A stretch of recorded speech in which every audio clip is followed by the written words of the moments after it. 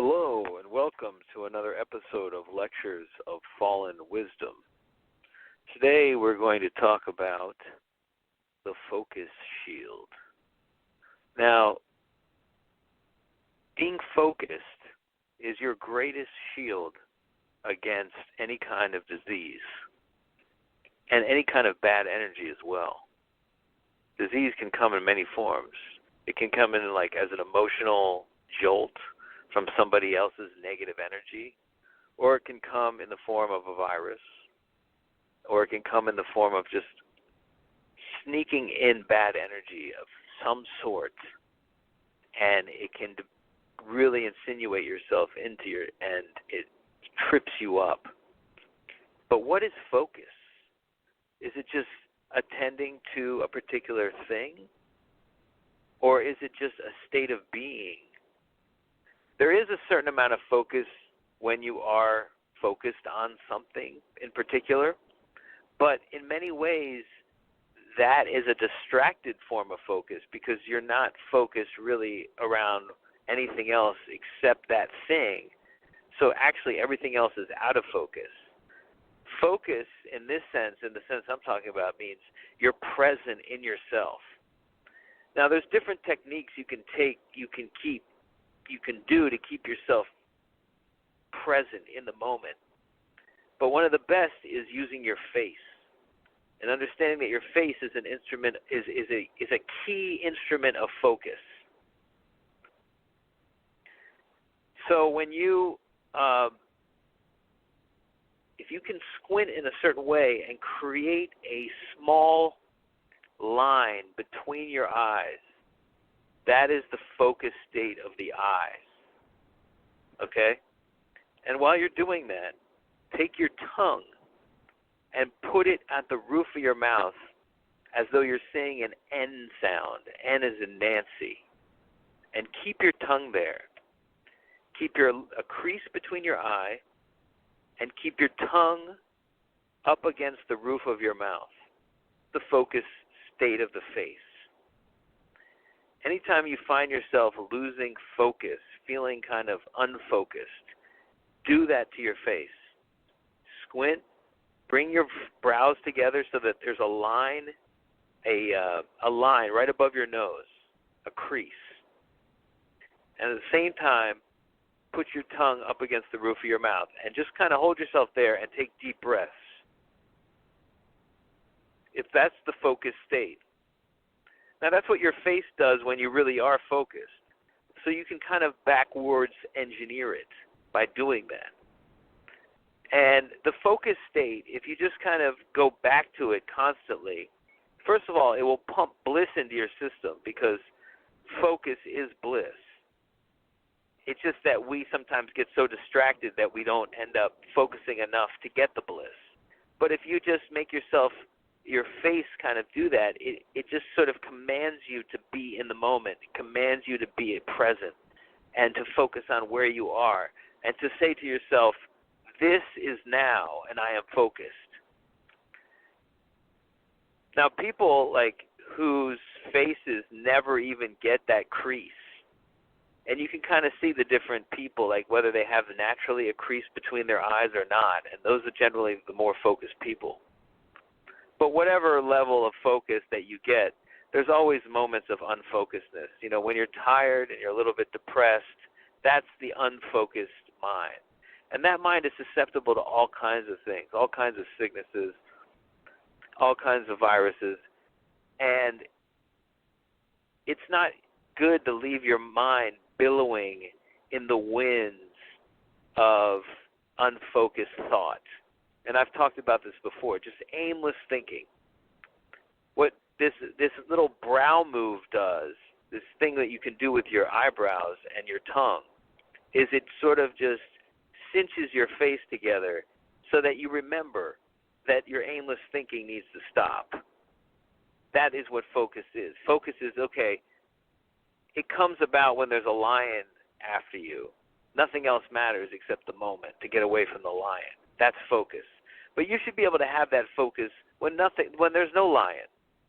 And you should be able to command it of yourself, because chances are if you're not bringing yourself into that focused state, you are out there exposed.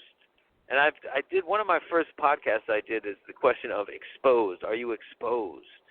And exposed means that you're in a negative emotional state, that your mind is wandering in worries and fears, and you're just there.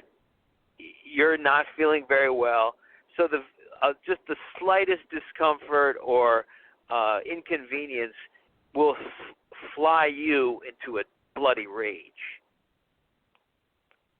And that's, most people are kind of on edge in that way. And then they found that their rage, when it's applied to certain situations, gets them a little cookie in the end, just like a little rat. So when you're a rat and your anger and your ridiculous, clownish temper becomes an effective tool of achieving something, that reinforces your little rat brain to repeat that disharmoniousness. The problem is that, yes, you may get certain short-term results through using harnessed disharmony. The reverberation that it causes within you will plague you and plague your focus for years to come. It's just not worth it. It's not worth to get angry, ever. And never lose your cool. And never let somebody see you upset. It's very important, because every once in a while someone will see you genuinely upset, but because you never show it, then in that single moment it might attain you some advantage, even though it's still bad for you. But if you want to get the maximum advantage and the least amount of pain from it, you're not going to be able to avoid your anger sometimes. So there's no need to indulge it, and there's no need to be easy with it, because every time you express it, it breaks you down to the point where you have to recover. And people are just getting angry all day long. They're never recovering. And that's what sadly is called aging. Now, aging has so many components, but one of them really is being unfocused and not realizing that your presence of mind is the key to everything. It's the key to not aging. It's the key to not losing the thread of your life. It's the key to not losing sight of your goals. The minute you crease your brow and put that tongue up against the roof of your mouth, you can be thinking, okay, what is my mission here? What am I doing? What is my central goal here? What is going to give me the most bliss? And how do I go about and get that thing? It's a very simple equation, but there's so many distractions in life. There's so many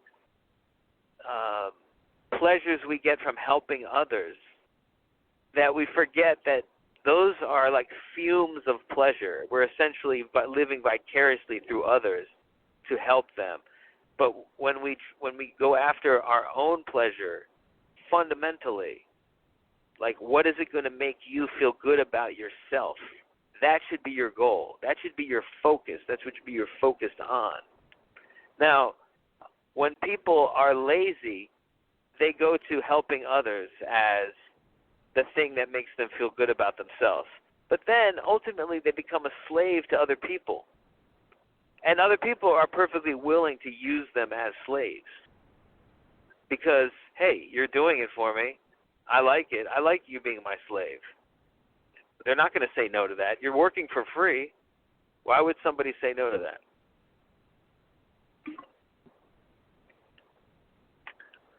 So you have a lot of pleasure you can get through helping others.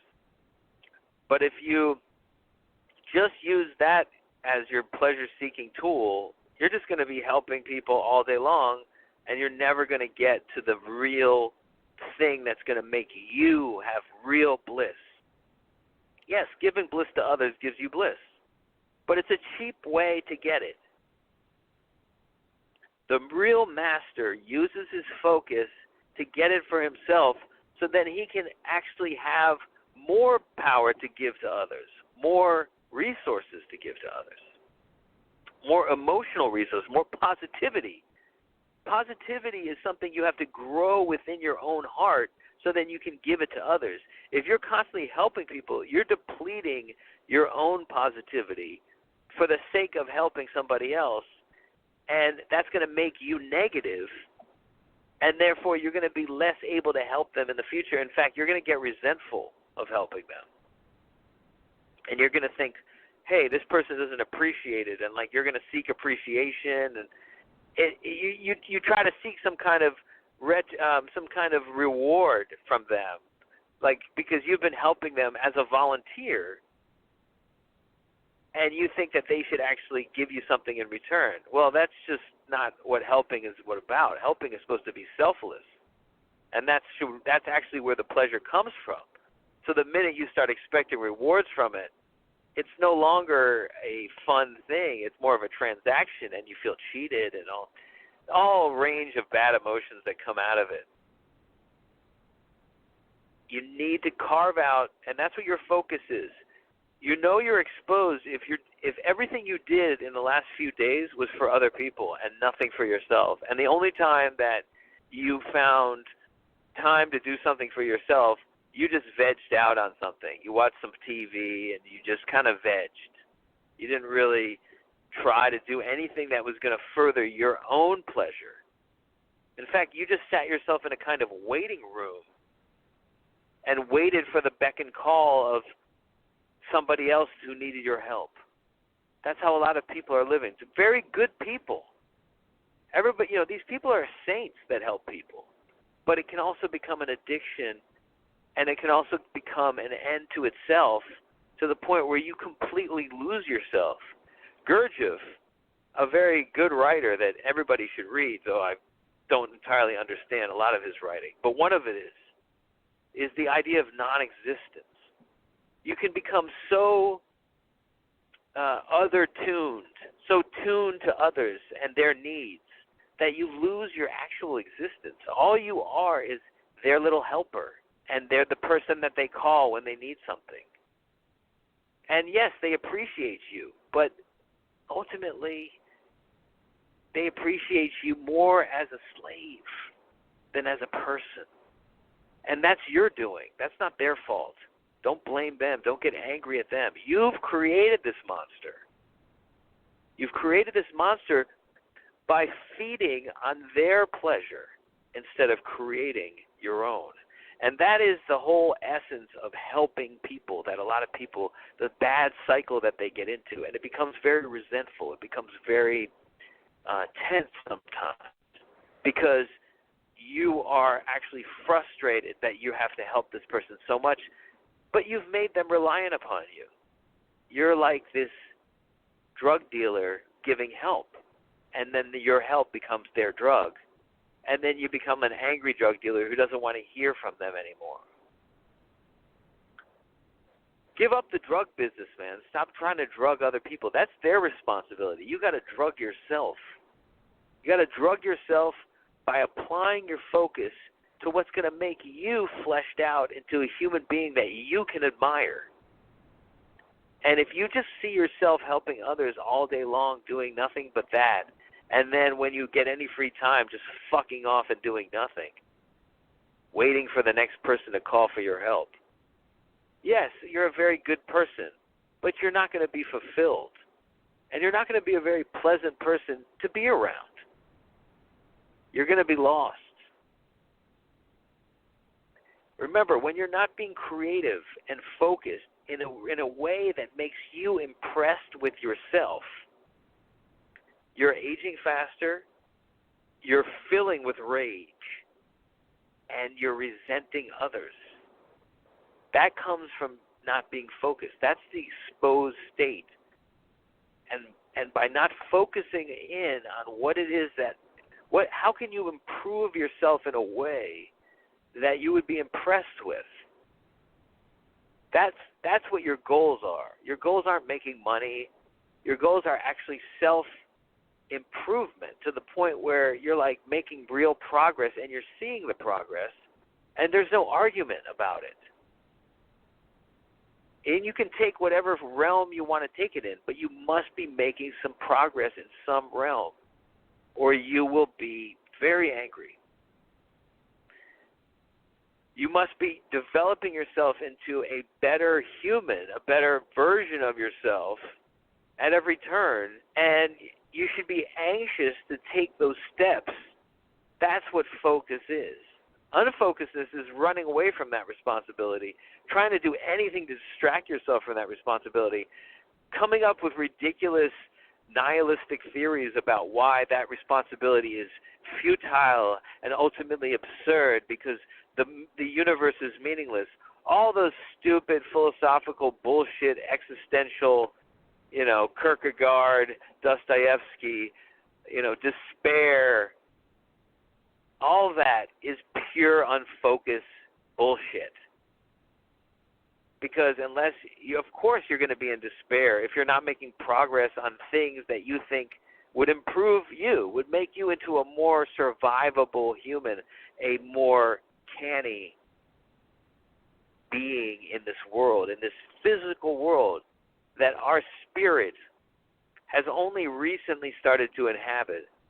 And let's face it, we're not very good at it. In fact, we've been getting worse at it. Years and years, we lived lots of us lived thousands of years, and we could have done that because there was a small population and there was very little impinging upon us. Things started to get tough when we started crowding this planet, and our lives became very short and brutish. Remember the immortal self, because that's what we started out when we first inhabited this flesh. We were immortals. And then slowly, as we became more of this realm, of this very petty, earthy realm, we started to adopt some of its petty, animalistic tendencies, and we started dropping dead just like the animals here. Now, the animals, too, are infused spirits, but they don't have the benefit of stepping back reflection. Some do, and some are developing it. And if you'll notice, just from the videos alone that you see on YouTube, animals are starting to become more intelligent. They're evolving at a much faster rate because they have humans to teach them. But they're watching humans, and they're adding to their collective intelligence.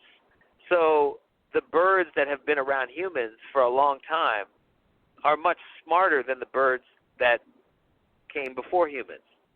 They're just a smarter bird, and they have to be because they have to live amongst us, and they also are watching us and learning things. And you'll see that. You'll see little examples of that, animals evolving into a higher being. It's a metaphor for us.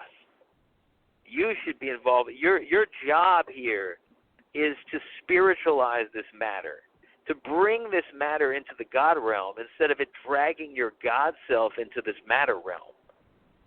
Most people are just allowing their God selves to be absorbed into this matter realm. And once it gets fully ensconced into the matter realm, it's very hard to get out. And if you die before you actually spiritualize your matter realm, I suspect that's it for you. I suspect there's just not much there to retain in another parallel universe. The greater you can apply your focus, the greater you can come up with ways in which to impress yourself, ways in which to make yourself impressed with yourself. Help yourself, self-help. But help yourself become somebody that you're proud of, that you would look up to. What are those characteristics? Ask yourself those and make progress toward those goals. Forget about money. Forget about fame. Just doing something consistently and getting better at it is all you really should care about. And it could be anything. But creative things they come in so many different ways, so many different forms, and you can define whatever it is. In this realm, you can't bullshit yourself because the feeling comes. The feeling comes when you actually get things accomplished. So you write down your 3 most important goals in life.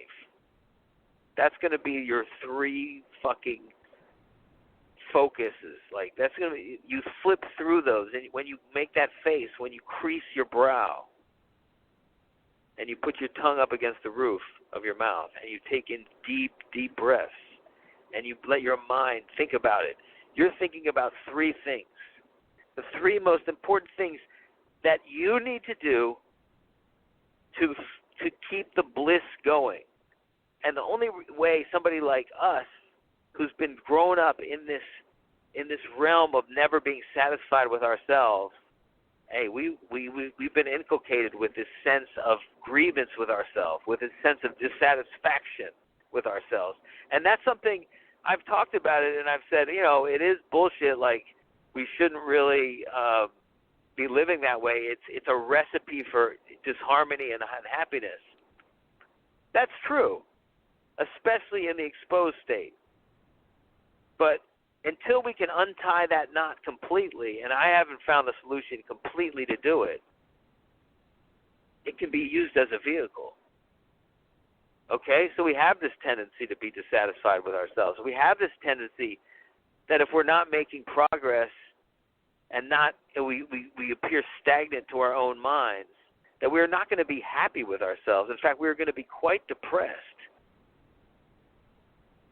Since that's a quality that's been inculcated into us through our education and through our parents' rearing and through their shaming and through their acting out the exact same emotional dissatisfaction about themselves and then just imposing it upon you, and then, you're going to do that to your kid, and it's diffuse in this culture, especially the Western culture, to inculcate a sense of, well, if you're not making progress, then you're worthless. And while that's not true, that mental fiction can be used because it's just like a program in our mind. So how do you counteract that mental fiction?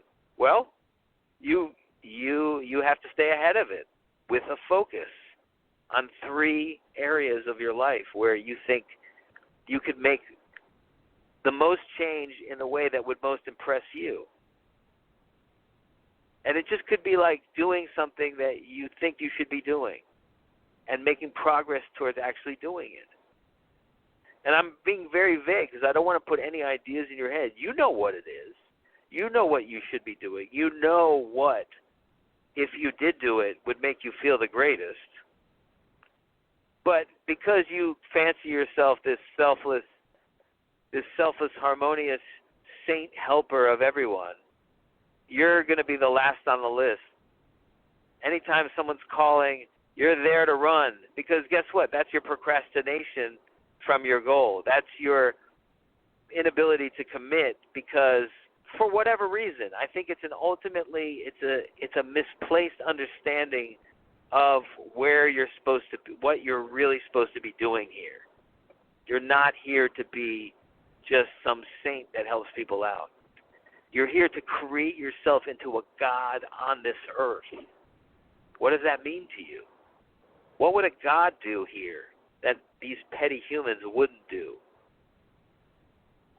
That's how you should be living. That's what you should be trying to focus on and be your goal.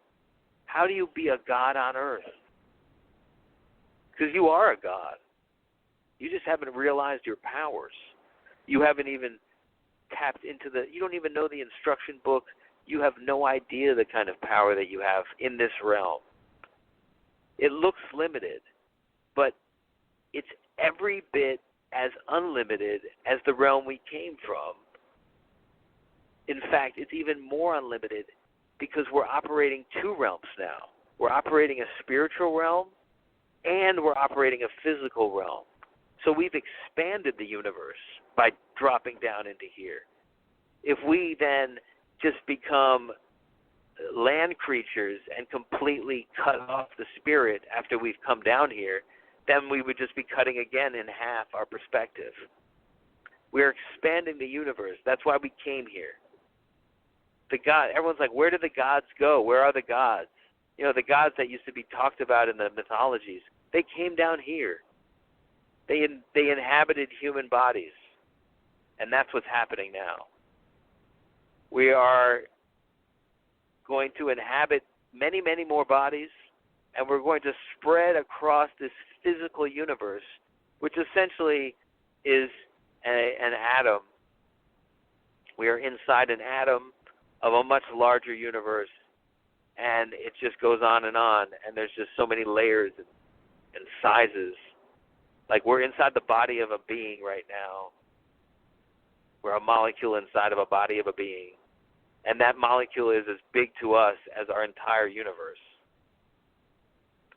We are floating in the middle of nowhere. Think about that. You're floating in the middle of nowhere right now.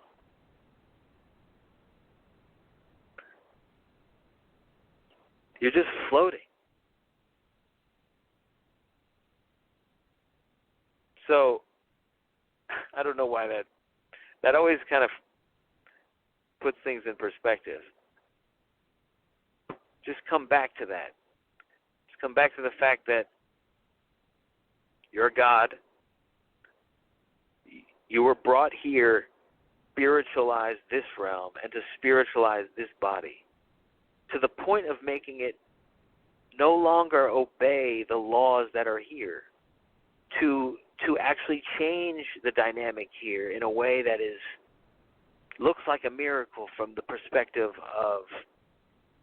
of just pure matter realm, pure scientific thought down here. Because you have that other element and you have that other sense that comes from your knowing that you were once a God, a non-physical God, that chose to take your chances down here to roll the dice. Because it is a risk. Like, being a God doesn't mean omnipotent. Omnipotence is something that we're always going to strive towards as gods. But it would almost be boring if we ever got there. And it might even be complete insanity, because there's no such thing as true omnipotence.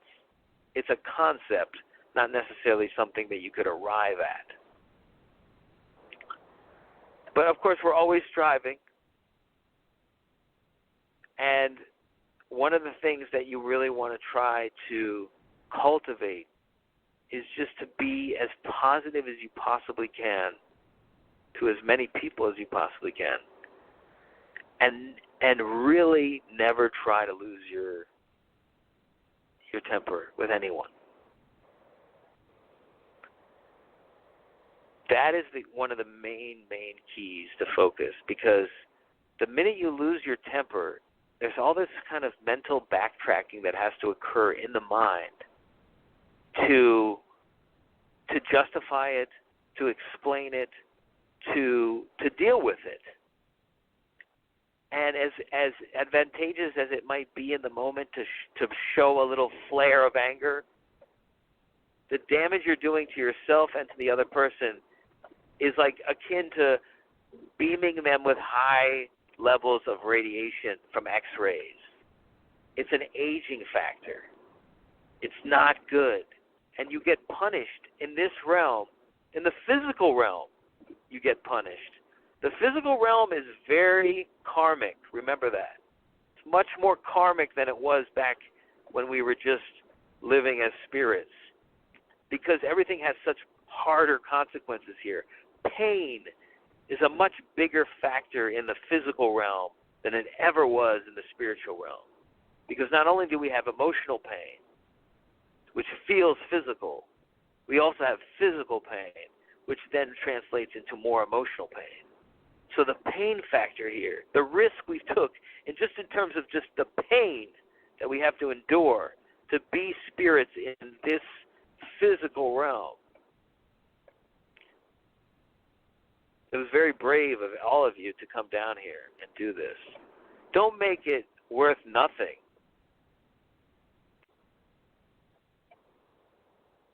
Remember, came down here to make music because you can't make music unless you come into the physical world.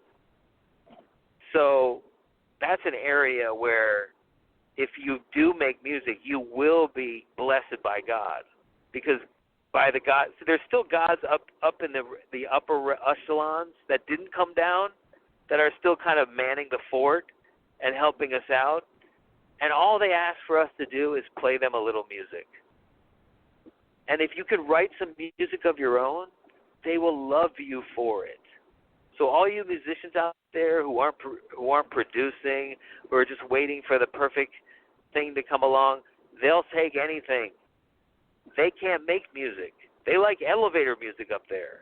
They like any fucking music. They love bird songs. They love any kind of sound, really. As long as it's rhythmic and has a little bit of a structure, it's of those our benefactors, the ones that can really pull strings for us in the upper realms. They just need a little song. That's what all these church services are about. They're singing to their God because God loves music. So another way that you can kind of help God out is to play music, because he also, just like he can't bang some drums and make his own music, or she make her own music, they can't turn on a radio either. They're happy when you turn on the radio. These gods are really happy about it. Music is a big factor. They also like drama, plays, books, because in that sense, you're a physical realm. You're a physical person, almost doing what a god does on a physical level. With your limited ability as a physical being, but yet you're creating a whole realm in much the way a god does. So God loves directors. God loves writers. God loves painters. Painters are also painting. God's, they can manipulate our world to a certain extent, but they don't have the wherewithal to do anything like a painting. I mean, the sky is their painting, but they're fascinated by visual arts. These are all your benefactors. I mean, what are we talking about? Who are the benefactors? People are pulling strings for me up in the non-physical realm? Yes, of course. Nietzsche once said, what if God were a woman? God is like a hot chick, and you're a dude, right? What is she going to look down and see? Is she going to look down and watch you jerking off to porn? Is she going to look down and watch you learning how to become an awesome guitar player? Which one is going to get her the hottest for you? I think the answer is pretty clear, rock star. So impress her, because guess what? That is who God is. You should think of God, the God that you're trying to impress, as like either, if you're a man, it's a woman. It's a very hot woman that you want to have sex with you. And if you're a gay person, it's somebody of the same sex. And if you're a woman, it's a hot guy that you have a huge crush on and that you want to impress. That's your God. Not because it's like true or anything. I mean, it is true actually, because that's how the reality is looking at you. The reality wants to be impressed by you to give you things back, because you're ultimately in control of that reality by your own vibe, by your own sense of deservedness. If you don't sense that you deserve any kind of praise or any kind of favor from the universe, The universe, in a way, because you are the universe and you have power over it, will just answer it. Will just answer your sense of not needing it or not expecting it by not giving it. It's all important to just be an impressive. You have to be impressed with yourself in a way that you know the opposite sex would be impressed with you, or the same sex, depending on your orientation. But the idea is that you're looking to impress a mate, somebody that's you're courting, somebody that's